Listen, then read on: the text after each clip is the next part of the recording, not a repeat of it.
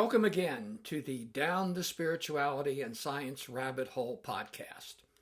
This is podcast number 9, The Metaphysics of Spirituality, Alien Abductions and Escaping from Plato's Cave. In a way, this podcast goes to the very essence of what this podcast series is all about.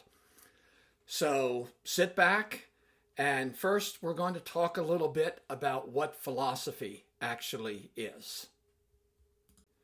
So here's a little chart that shows the various subdivisions of philosophy. They are ethics, which is what is of value to us. Aesthetics, what is beauty. Logic, which deals with how do we reason. Political philosophy, how should societies be governed. Epistemology, what is it possible for us to know? And finally, metaphysics, what is real? There is a sense in which philosophers, when they behave themselves and stay in their disciplinary lane, don't ever discover anything new at all. That's the work of scientists, historians, and other types of scholars. Wilfrid Sellars defines the aim of philosophy as such: to understand how things in the broadest possible sense of the term hang together in the broadest possible sense of the term. Here too, we see that philosophy adds no new things, but understands how things, quote unquote, hang together. The philosopher attempts to gain a synoptic view of the whole. Synoptic meaning seeing with one eye. That is, the philosopher attempts to put all the pieces of our various modes of understanding into a coherent picture of the world. The philosopher answers the proverbial question, what does it all mean? In the sense of speculating what the meaningful whole composed of all the parts of our knowledge might be. So what most people wind up with today is a box full of jigsaw puzzle pieces. These pieces come from science, history, math, social studies. They come from Facebook, Instagram, and other assorted media.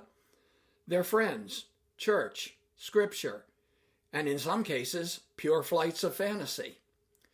What people don't get is the tools to put the puzzle pieces together. No one gives them the tools to put the science pieces together with the history and church pieces, let alone all the others. So they put the lid on the box and put it back on the shelf, never to be looked at again. Now, philosophy is no holes barred in the sense that it doesn't ignore any of the available puzzle pieces in attempting to construct the synoptic view. Another function of philosophy is to propose models based on the synoptic view. Philosophy does not verify hypotheses. They don't make new discoveries in that sense. Philosophers can, however, propose models incorporating specific phenomena into a much broader context that the relevant specialists may put to the test. Philosophers are more apt to think about what is possible rather than what is actual, and philosophers, quite famously, have proposed some wildly speculative things. So now we come to the jigsaw pieces most people don't want to deal with. Things like alien abductions, angels, hallucinogenic journeys, remote viewing, prayer, telekinesis.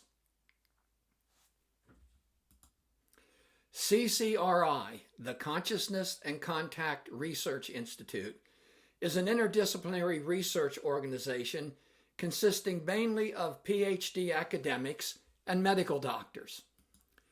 It was founded by the lunar astronaut Edgar Mitchell. This team aims to explore the broad range of psychophysical phenomena often referred to as paranormal or religious, and their connection to the concept of consciousness and the multidimensional aspects of reality.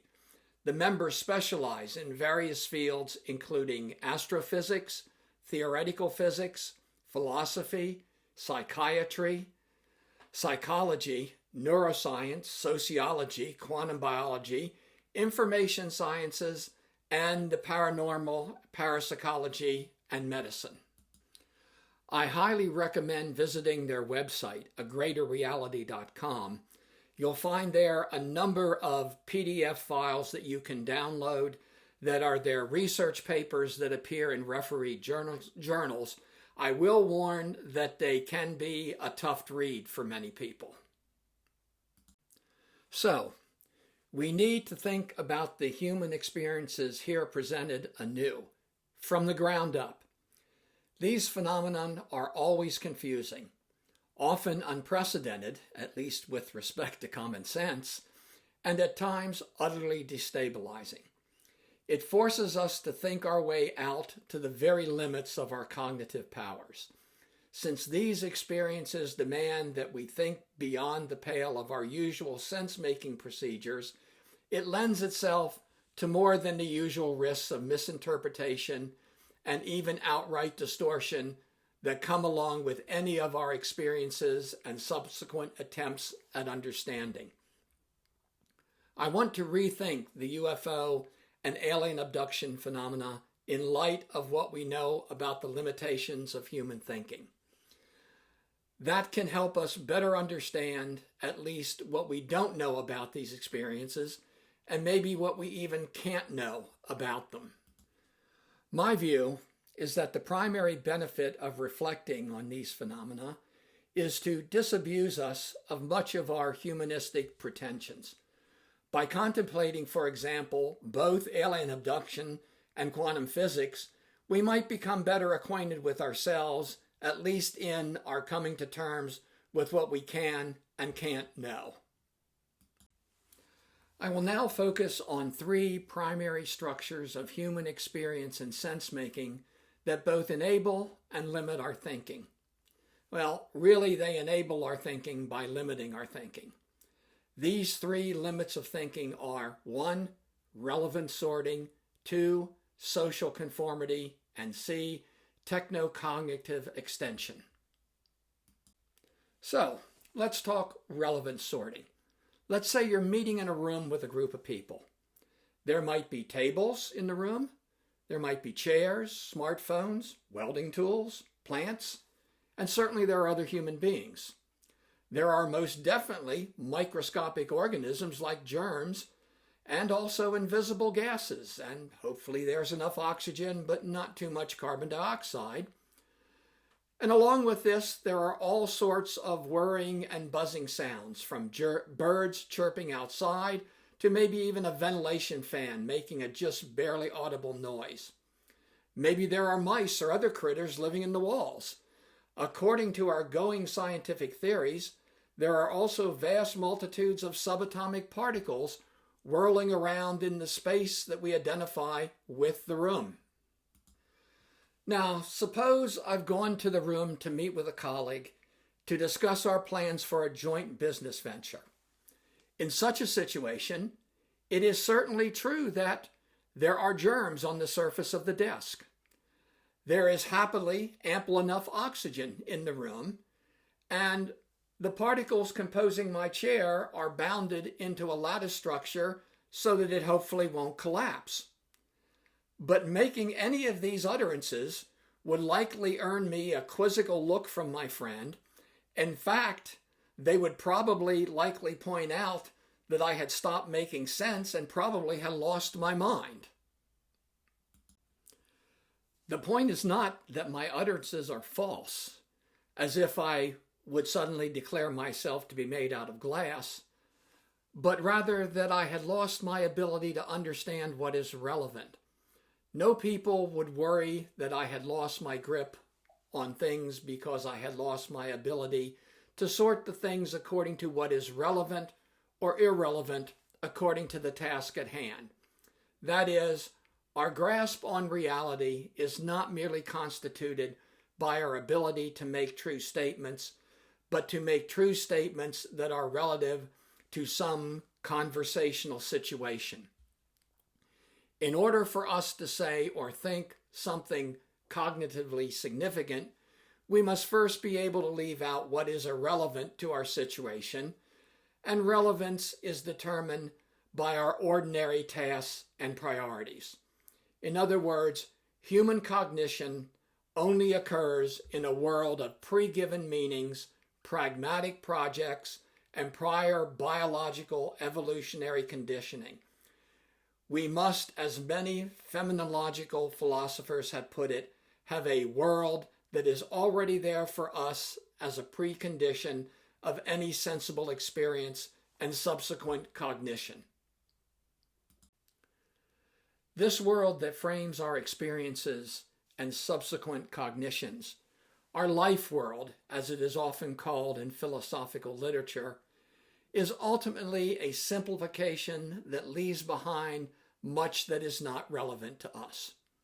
Our world is real, but it is a real world that has been selected for the sake of our convenience relative to our projects. Relevance is always relevance to us, so it is difficult for us to make any sense of what might be out there beyond our world that is not irrelevant to us, though no less real in its own right. Let's move on to social conformity. The fact of the matter is that human cognition has as much to do with conformity and trust for authority as it does with our ability to go our own way.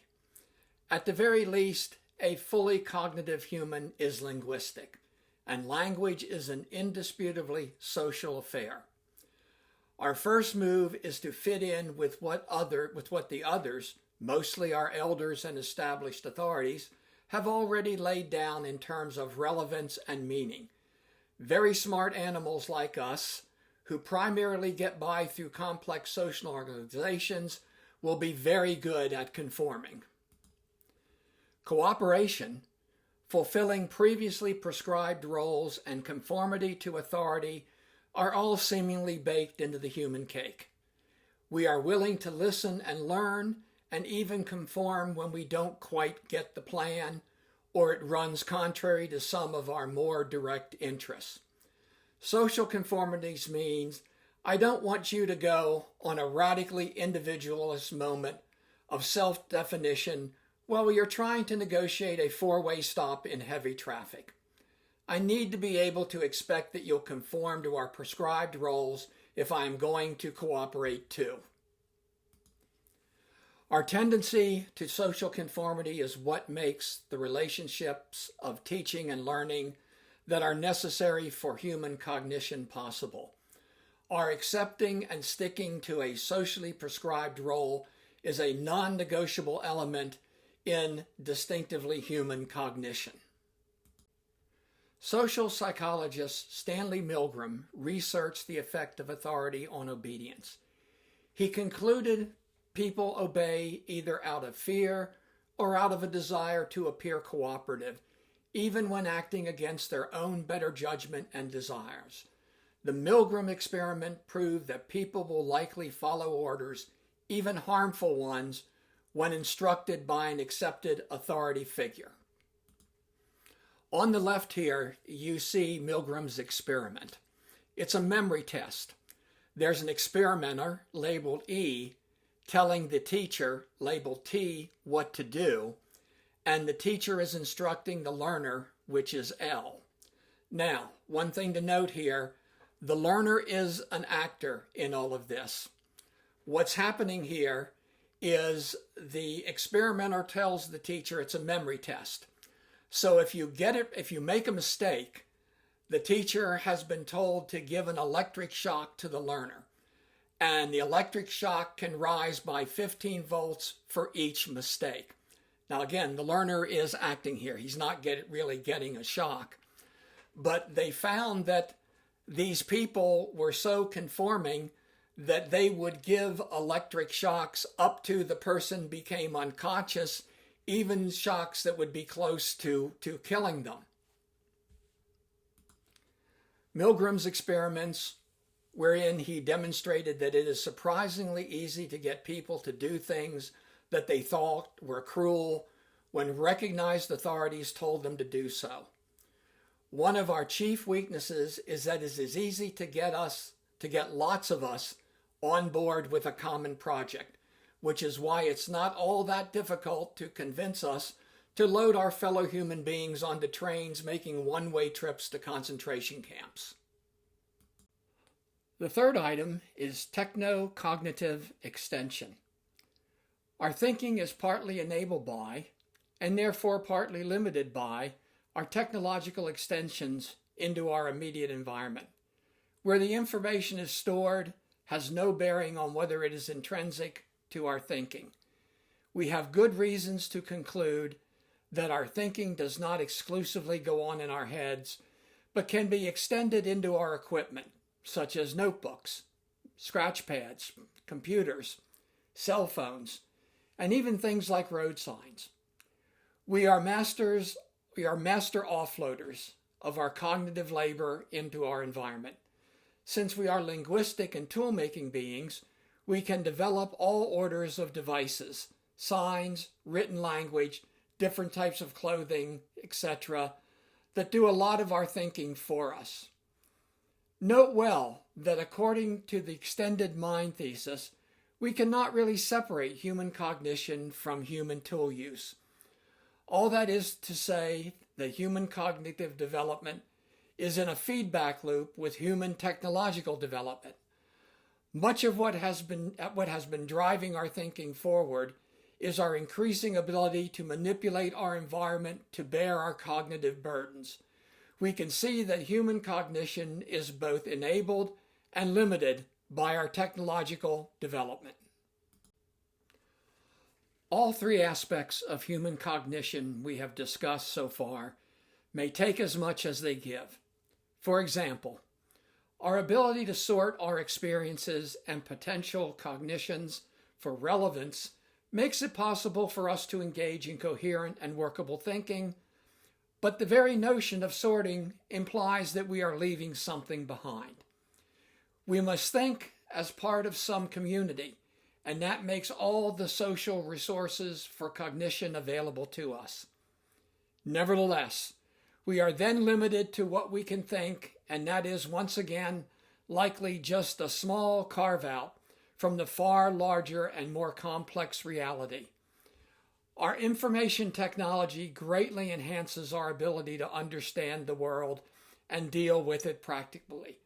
But our dependence on that very same technology likely leads us to leave much behind, unseen and unknown, because our tools simply are not apt to capture it. Our thinking isn't illusionary, it's just rigorously selected. We don't live in a dream, but a convenient simplification. So, we now come to the heart of the matter, Plato's analogy of the cave and the nature of reality. Plato seems to have realized intuitively that the world of matter was an illusion long before modern philosophical idealism refined the idea. Philosophical idealism being that area of discipline where the mind is primary over the material. It can be seen in his analogy of the cave represented in his work, The Republic, written between 520 BCE and 515 BCE.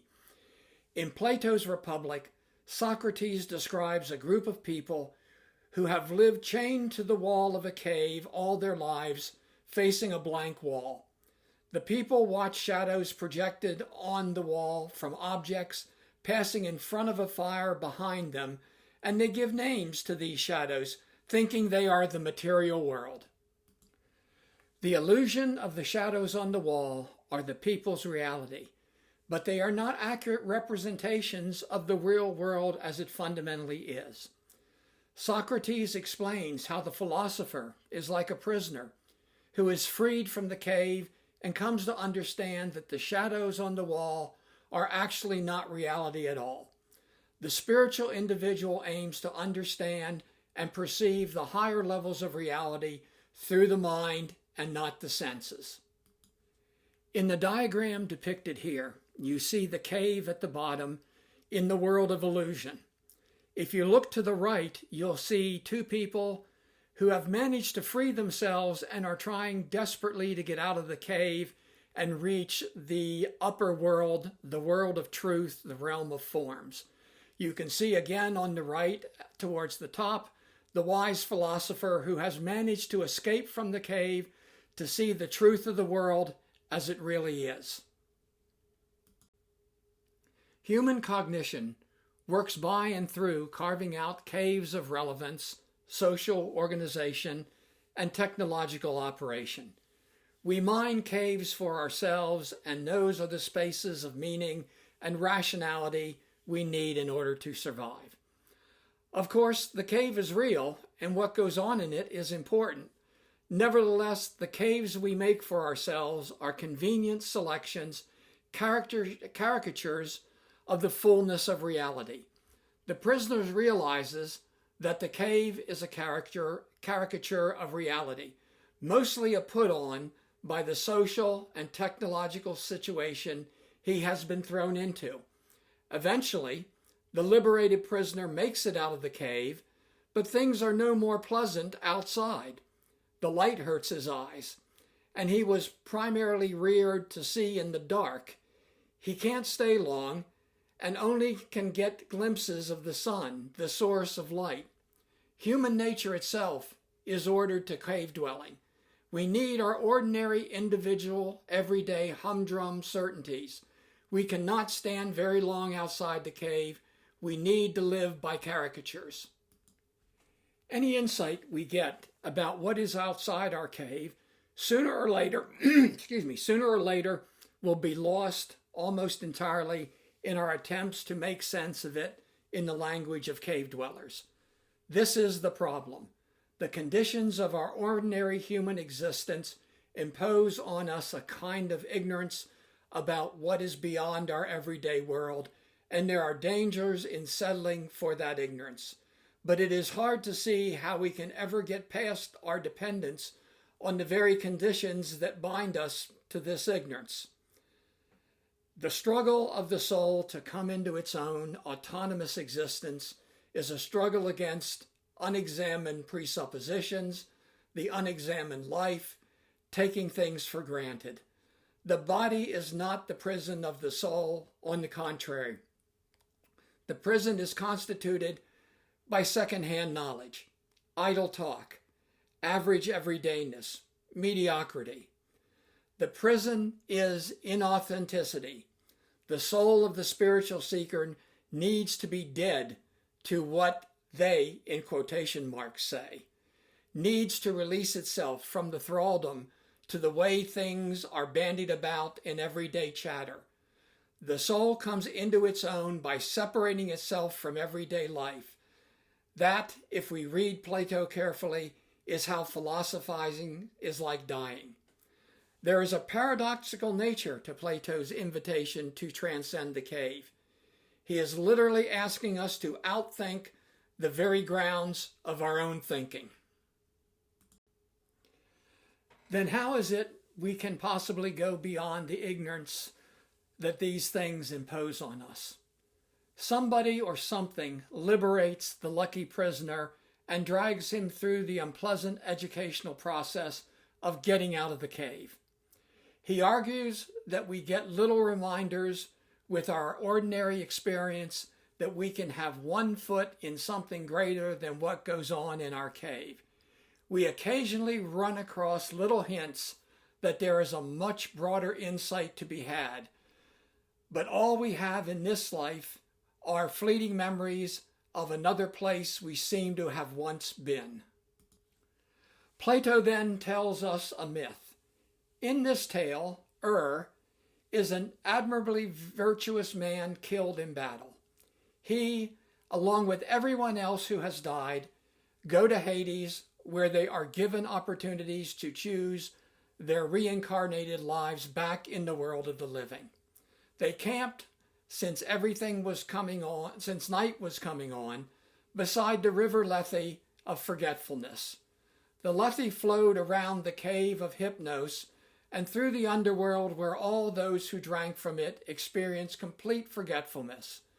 But those not saved by wisdom drank more than their measure from the river, and as each of them drank, they forgot everything.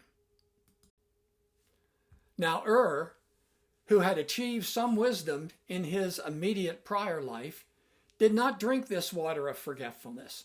So he remembers where he was when he was dead. So he was then able, in his next life, to remember the cave and so escape from it. Only our sense of what is outside the cave is a kind of memory, much as one recollects a dream that we have had the night before. Now, is just a story, but like all good myths, it can point people today of how to escape from the cave of our senses. Are there hints available to us today that point to the illusion created by our senses of the material world? Do they point to a larger reality of the spiritual? These hints have been hiding in the fields of medicine and physics for a rather long time.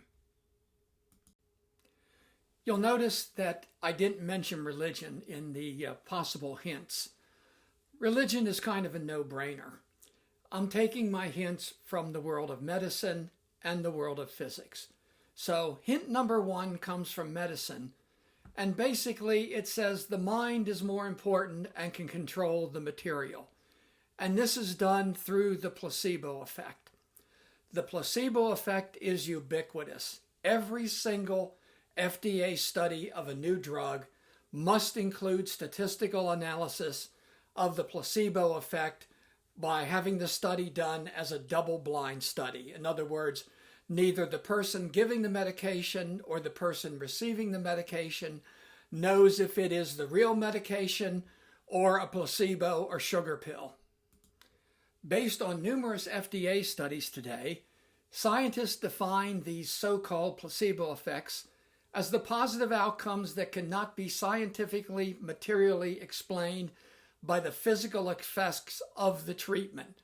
Research suggests that the placebo effect is caused by positive expectations, the provider-patient relationship, and the rituals around receiving the medical care. Starts to sound a little bit religious. Depression, pain, fatigue, allergies, irritable bowel syndrome, Parkinson's disease, and even osteoarthritis of the knee are just a few of the conditions that respond positively to placebos. Despite their effectiveness, there is stigma and debate about using placebos in U.S. medicine. And in routine medical practice, they are rarely used on purpose. But based on new understanding of how non-pharmacological aspects of care work, safety, and patient preferences, some experts have begun to recommend increasing the use of placebos in medicine. So, electron superposition is a hint that comes to us through the world of quantum mechanics. Now, if you look on the left-hand side of the screen here, you'll see what everybody thinks is a picture of what an atom looks like. This picture of the atom shows the nucleus with protons and neutrons and electrons circling the nucleus like planets circle the sun. This representation of the atom has been known to be factually incorrect for over 100 years. It's impossible for electrons to circle the nucleus because any moving electrical charge gives off radio waves.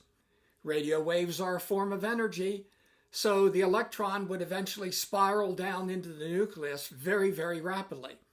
Also, it would mean that all matter would give off radio waves, which it certainly doesn't. So why in the world is this still taught? The reason why it's still taught is that the reality is just too weird. On the right, you see what the electron really looks like. The electrons are in a superposition cloud. In other words, all the places that the electron could be are superimposed on top of each other, and the electron only manifests itself in a particular position when someone measures it.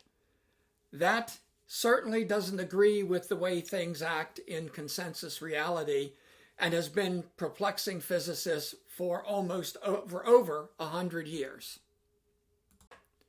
So, our second hint from physics is Young's double slit experiment. Now, this is conceptually a simple experiment, and it's been around for over 100 years. It was first done in the late 1800s, and it consists of a light source, a barrier that has either 2 slits in it or 1 slit, and then a screen that's past the barrier where the light falls. If you have only 1 slit, you will get a single light strip onto the screen.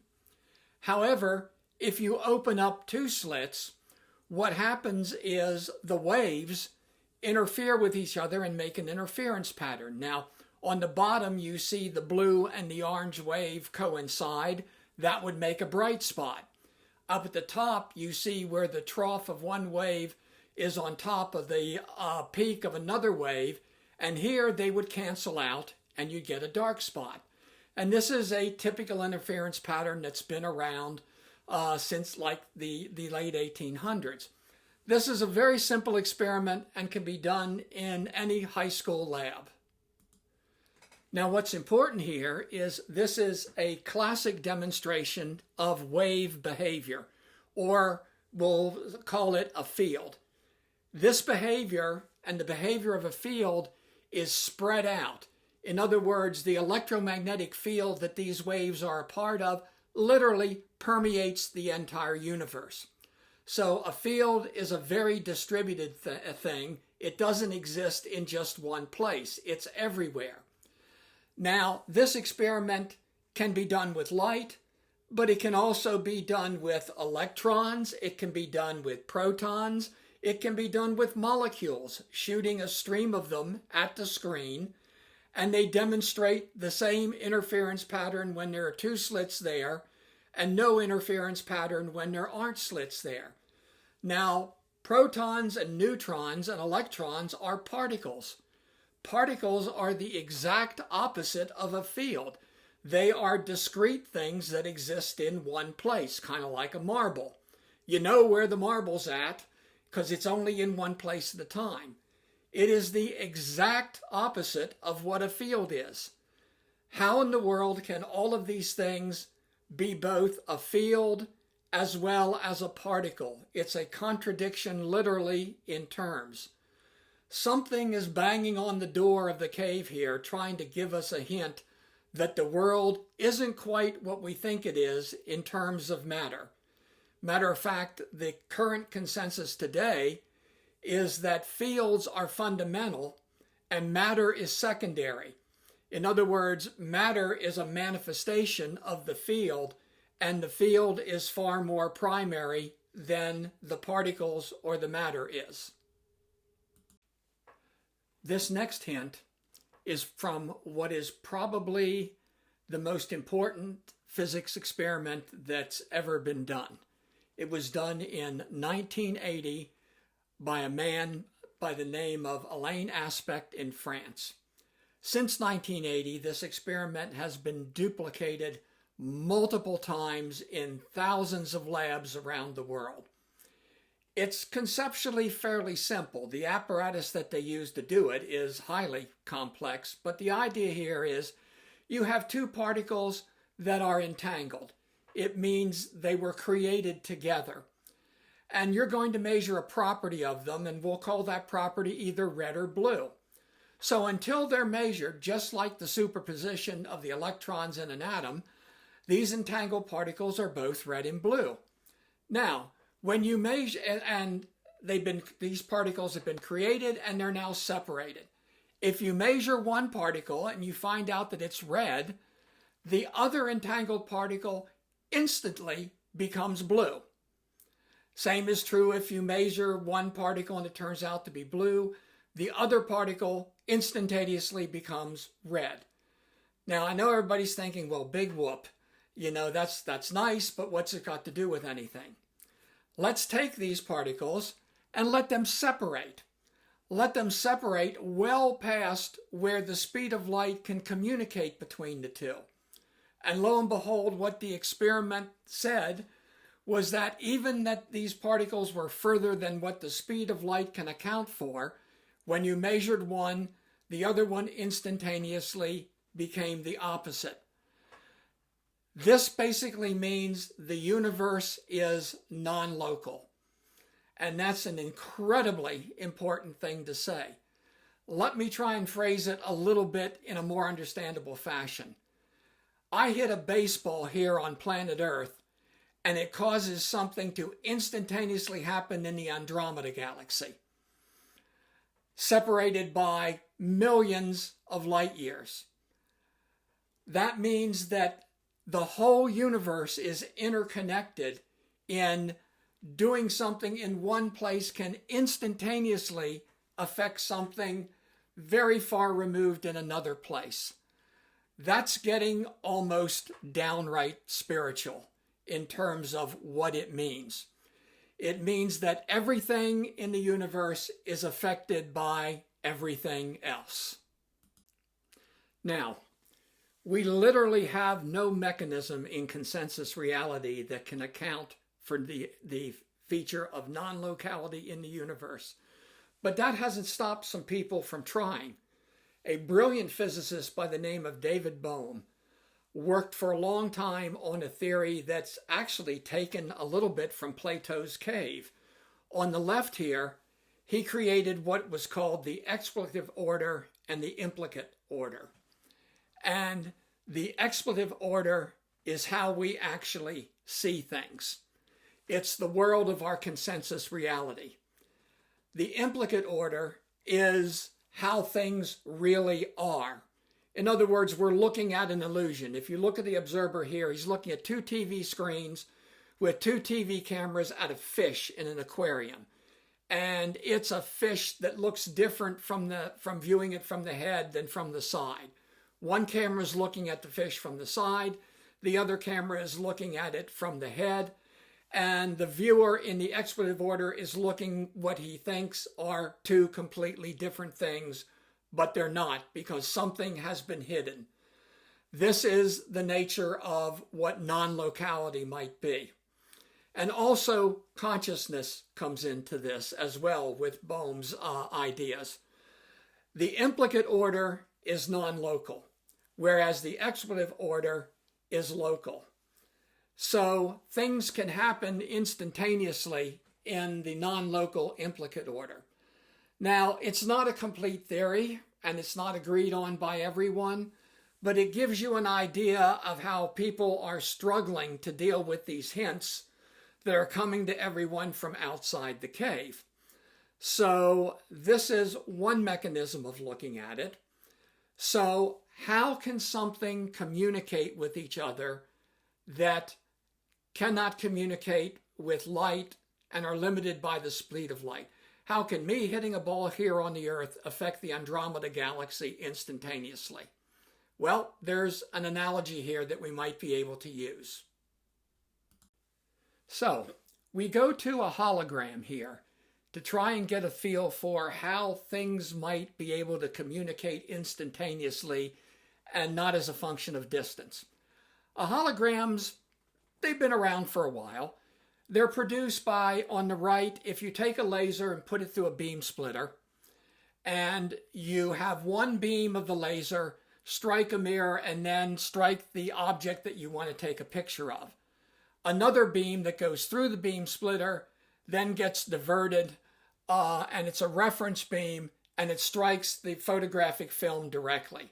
So one laser beam is bouncing off the object, and the other laser beam is going directly to the film.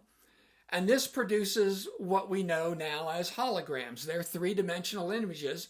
When you shine the light back through them, they appear three-dimensional. You can see them on some currency as well as they appear on credit cards.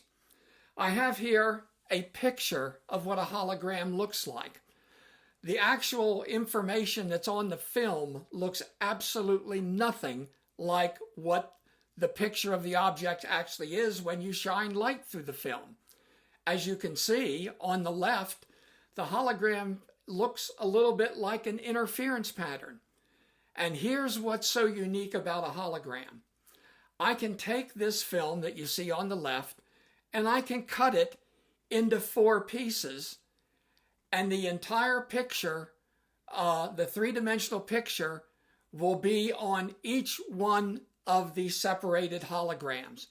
In other words, the information for the three-dimensional object is encoded everywhere in the holographic film. You could cut it into 10 million pieces, and if you had a piece that was big enough to shine light through, you would see a three-dimensional image of the object.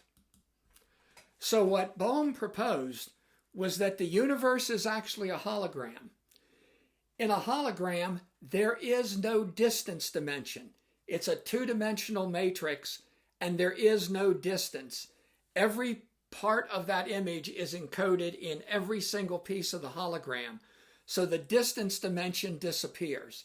This is what Bohm said is happening in the universe and makes it non-local, is that in terms of information content, if with information content, the universe is only two-dimensional and has no distance component whatsoever. So, enough science. I just wanted to make the point that there are things outside the cave that are truly weird and defy our version of consensus reality. So, just a little bit about alien abductions here to finish up with this particular segment.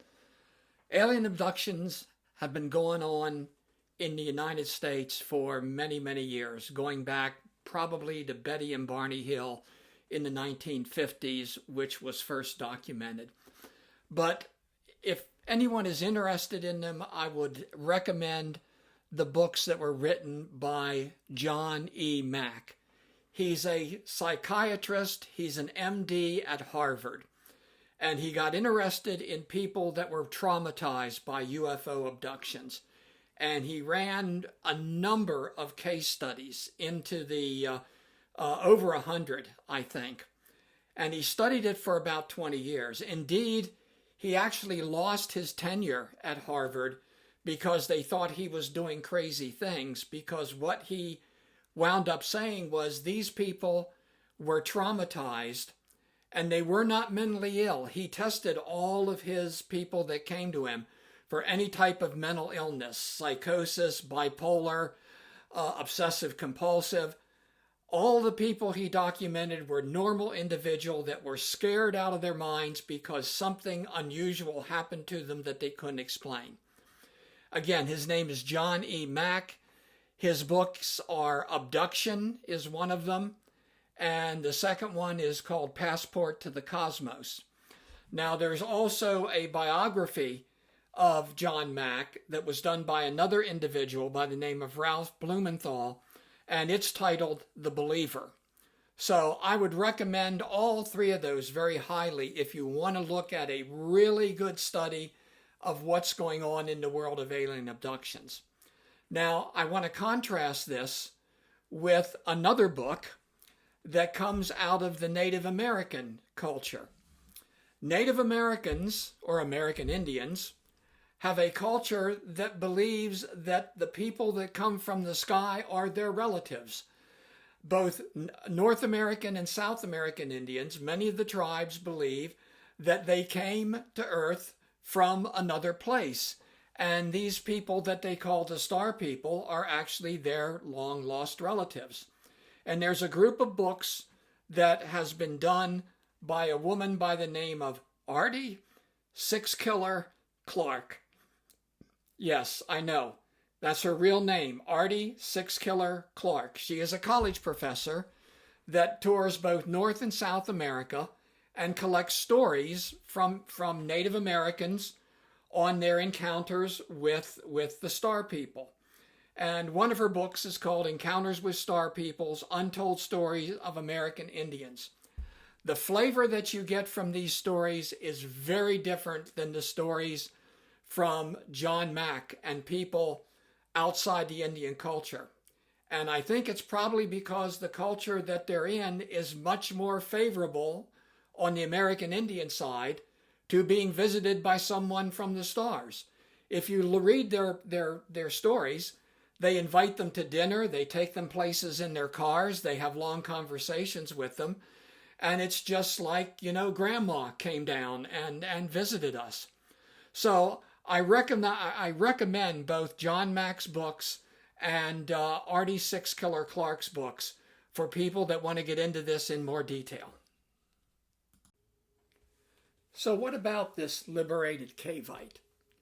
Like Plato's liberated prisoner, this enlighten often comes at a dear price, not the least of which is scorn from those of us still exclusively oriented to life in the cave. The cost of seeing something beyond our everyday caricature of things, at least if one is honest about it, is obscurity and persecution among one's fellow cave dwellers. As I said before, all attempts to articulate experience beyond the cave, even our attempts to articulate them to ourselves, are doomed to be rendered just one more caricature of a far more complex and unspeakable reality in the words and categories that work within our necessary human limitations. An attempt to describe something for which you have no analogy in your ordinary cognitive toolbox will end probably in a silly caricature. There will just be various ways of getting it wrong.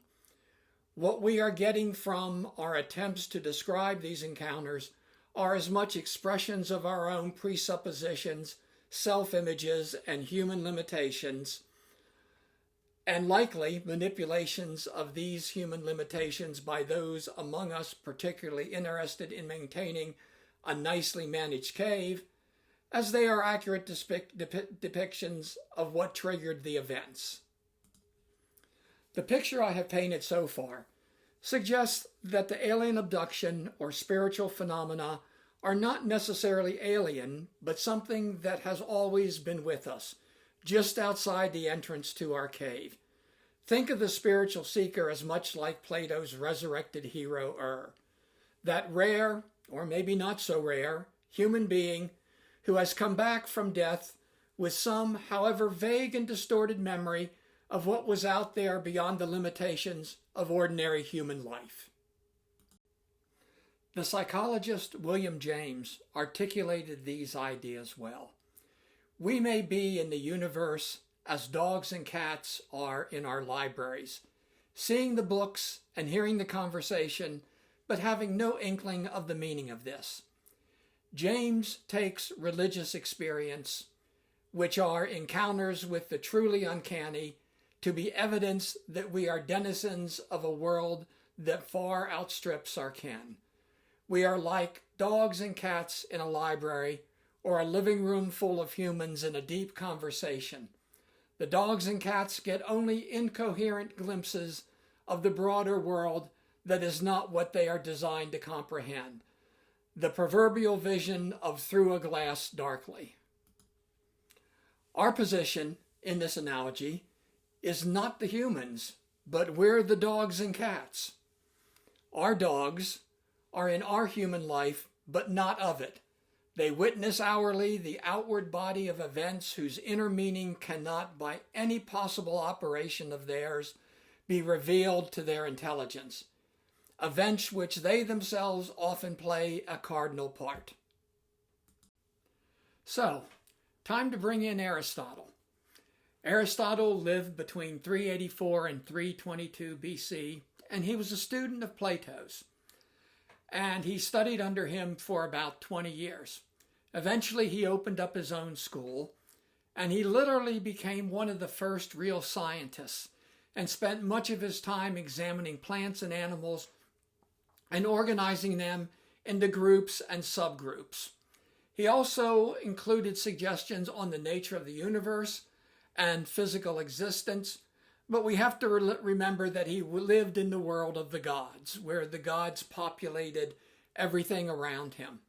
He is most known for his work Metaphysics.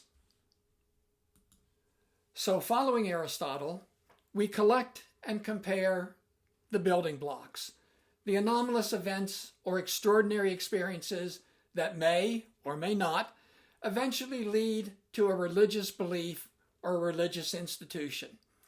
So we'll collect them, arrange them into patterns, and put them on a flat, fair table to analyze. When you do this, they remain super enough without really being supernatural. but they no longer appear so odd, and they are certainly anecdotal.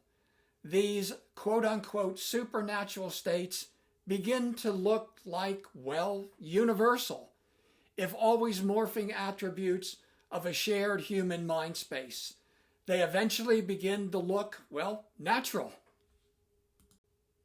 So, we now turn to Professor Jeffrey Kripal, a professor of religious studies, shares Aristotle's view that the world does not fit at all neatly into the tired oppositional categories of contemporary academic debate, the debate of natural versus supernatural or physical versus non-physical.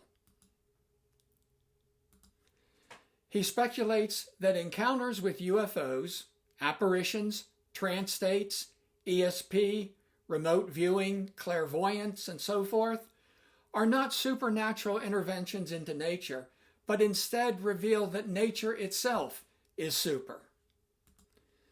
That is, once we have done the careful phenomenological and hermeneutical work of collecting and analyzing these experiences, both in the distant past and among our own contemporaries, we will find that they are too common and too well patterned to dismiss. The so-called anomalous is only anomalous to the degree that these occurrences are not very welcome in some iteration of the consensus version of reality. Nature is quite super all on its own. As Aristotle would have put it, the heavenly bodies are gods, and the divine encompass the whole of all nature. Since we're talking about comparing things, there are two common comparison errors that are made: reductive comparison and religious comparison. The former can be pictured as a straight arrow moving from right to left, that is, from the present worldview to the past worldview. Religious comparison can be thought of as an equally straight arrow moving from the left to the right, that is, from the past worldview to the present worldview. They both make the same mistake, but in opposite directions. Reductive comparison pretends to a wholesale debunking of prior myths as mistaken or obsolete primitive explanations that can now be superseded by rational and scientific understandings. Religious comparisons make the opposite but analogous move of seeing rational and scientific findings or even recent anomalous experiences as truncated versions of a preferred religious mythology. Both of these are errors. To sum up, both Kripal and Aristotle are both open to the possibility of another sort of insight. As Kripal puts it, maybe an entirely different way of knowing is being called for here. Maybe these events cannot be explained because they are not caused through any ordinary physical channels. Maybe they are expressions of something.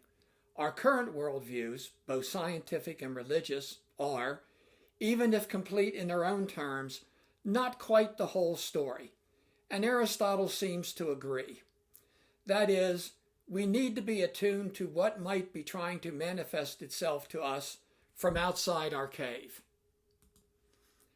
To be Aristotelian is to take up his intellectual dispositions, which is to use the broadest possible range of human experiences to construct the broadest possible unified understanding of the world. This requires an openness to taking certain phenomena seriously as vehicles of cosmological and theological insight that may not sit well with the sort of cultural conservatism that is often associated with the modern world. UFOlogy, alien abductions, religion, and classical philosophy have very good reasons for taking each other quite seriously.